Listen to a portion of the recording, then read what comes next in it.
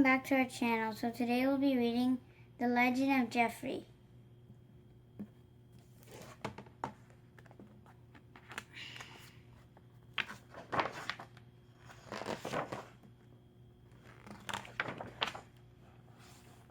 Geoffrey was a very busy giraffe. There were tasty leaves to munch, colorful friends to meet, and super fun games to play all day long.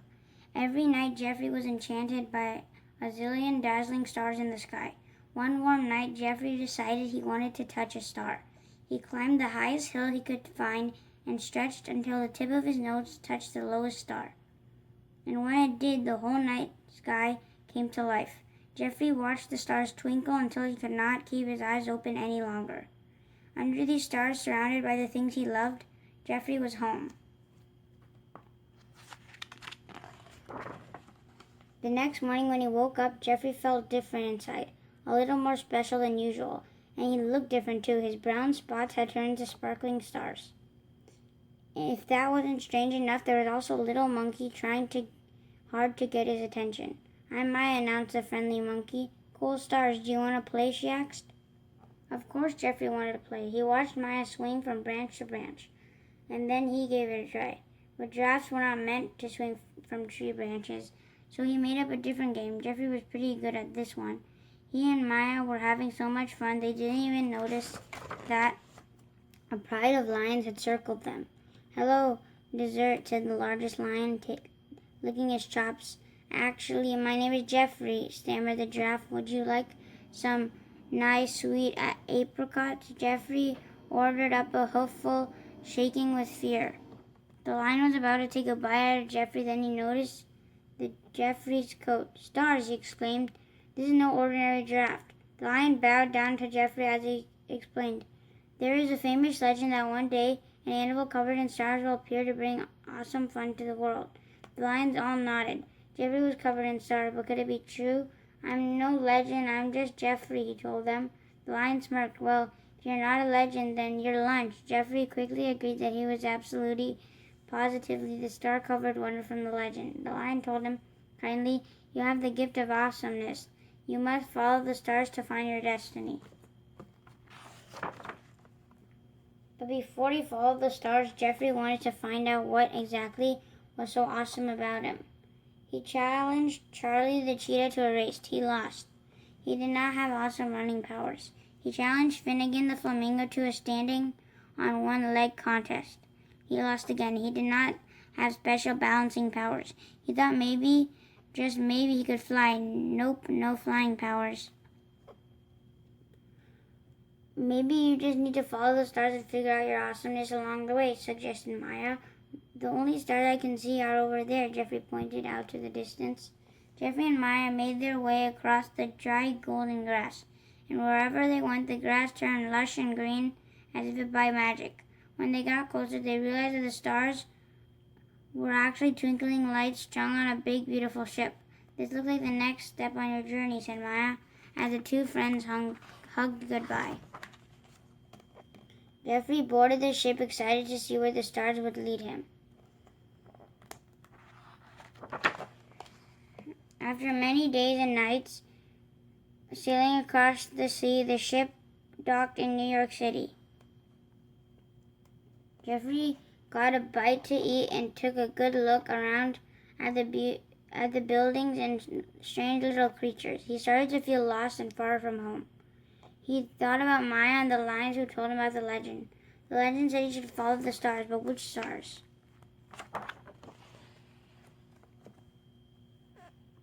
Should he follow the stars on Broadway? No, these were probably not the right stars. The gigantic spinning star seemed to be calling his name, but it just made him dizzy.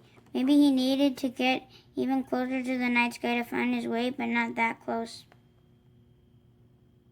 Or maybe he would be better off figuring this out with his feet on the ground.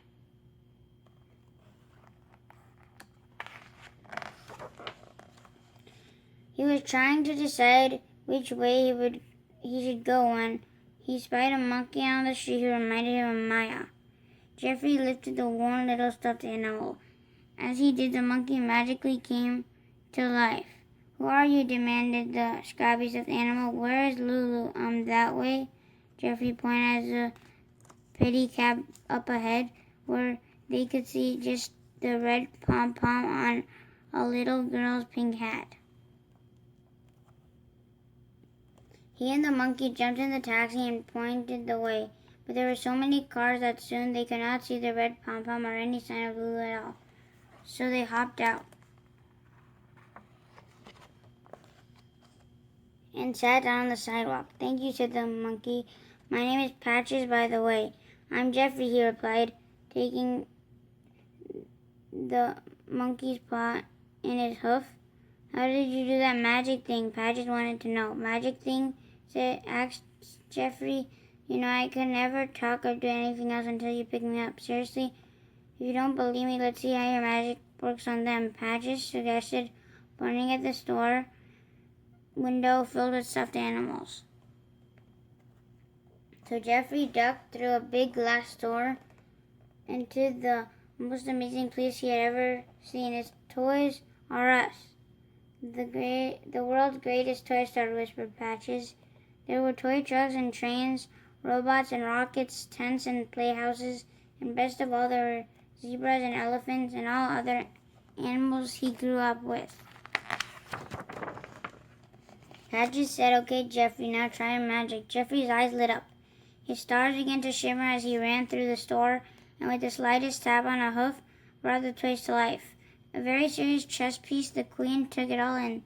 The scooters scooting, toy trains tooting, and superheroes soaring overhead.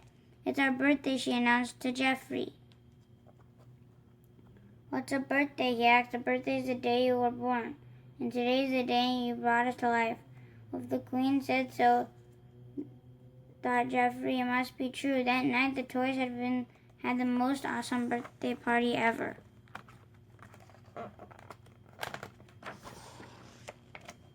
Early the next day, a parade of excited little children began to fly into Toys R Us. "Happy birthday," said one sweet grandma to her young grandson. "Now let's see what awesome toy we can find for you."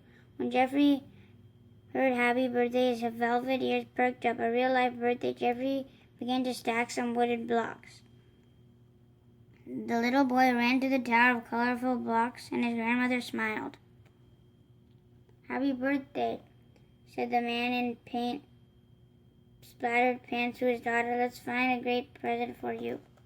Geoffrey went to work again. "Excuse me," he said to the little girl. "Every artist needs an easel." Her eyes lit up. "Thank you," whispered the easel to Geoffrey. "Thanks, Geoffrey," said the colorful blocks. Things were going so well that Geoffrey was surprised to see Patches looking a little sad. Geoffrey tried to give his friend a hug, but when your neck is 6 feet long, a hug can get a little messy. Patches and Geoffrey tried to clean up, but that only made things worse. So they decided it was the best to scoot out of the way.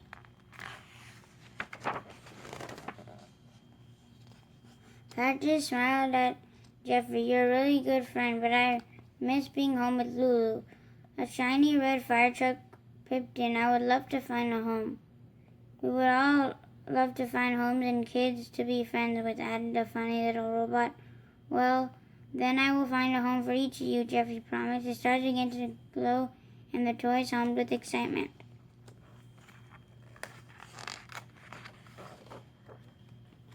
One by one, Geoffrey went about finding the perfect child to take home each of his new friends.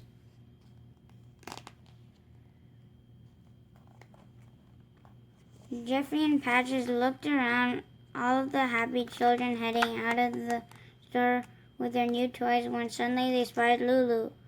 They hopped on a scooter and raced over to Lulu just in time. "I think this monkey will be perfect for you," Geoffrey told her.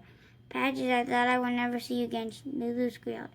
She hugged her lost long friend and looked up at Geoffrey. "Thank you for finding him." Looking out at the stars in the city sky, Geoffrey was happy. He knew now that his destiny was to find the perfect toys for children and the perfect home for toys. Under the stars, surrounded by the friends he loved, Geoffrey was finally home again. Thank you for watching. Hope you guys enjoyed The Legend of Geoffrey, based on Toys R Us, which is now currently closed. It was our favorite store, but The Legend of Geoffrey always lives on. Thank you for watching. Take care, and we'll see you again soon. Bye-bye. Bye.